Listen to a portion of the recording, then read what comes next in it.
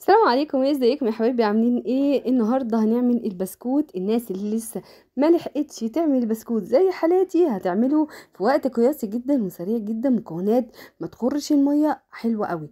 بسكوت زي ما انتم شايفين، ناشف مقرمش، حلو قوي بجد، جميل جدا. جربوا الطريقه هتعجبكم. ندخل بقى كده في الوصفه والمقادير على طول علشان ما اطولش عليكم. انا عملت بسكوت بالشوكولاته وبسكوت بالفانيليا. هقولك الطريقه بالتفصيل، ايه، واحدة واحدة كده من غير اي تعقيدات.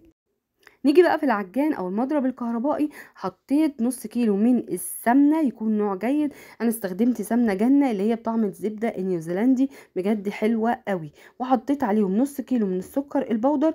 وبدات ان انا بعد ما يبقى قوامهم كريمي بنزل بيه ربع كوبايه من الزيت، يكون نوع جيد وحلو، بيدي قرمشه حلوه للبسكوت. بعد كده عندنا البيض، 5 بيضات. بنزل بيضه بيضه تختفي، انزل بالبيضه التانية. ومعايا الفانيليا، طبعا كيسين من الفانيليا. هنا في كوبايه من ربع نص كوبايه من اللبن، حطيت عليهم معلقه كبيره من النشادر.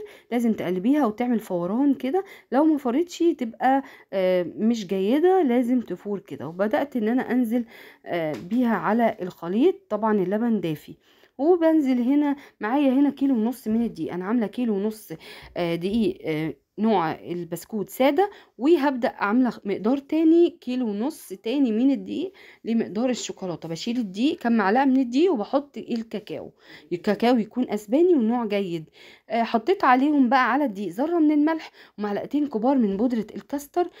دي بتدي طبعا بودرة الكاستر بيكون لونها مصفر شوية، بتدي لون حلو للبسكوتة وقرمشة، لانه بيبقى عامل زي النشا كده. لو مش موجود البديل بتاعه بيكون النشا، حطي معلقتين كبار من النشا. وده مقدار اللي هو البسكوت اللي بالشوكولاته. تقدري تتحكمي طبعا في اللون بتاعه، تزودي الكاكاو او تقلليه، طبعا ده حاجه ترجع لك. بجد حلوه قوي. طريقه حفظ البسكوت بيكون عباره عن انك تحطيه في علبه محكمه الغلق، يكون علبه بلاستيك. على فكره، معلش المقطع ما تصورش وانا بلم العجينه انت بتحطي الدقيق مع المكونات السائله وتبداي تضربيهم بايدك كده لحد ما العجينه بتلم كده وبتتماسك. ولازم تسيبي العجينه تريح نص ساعه.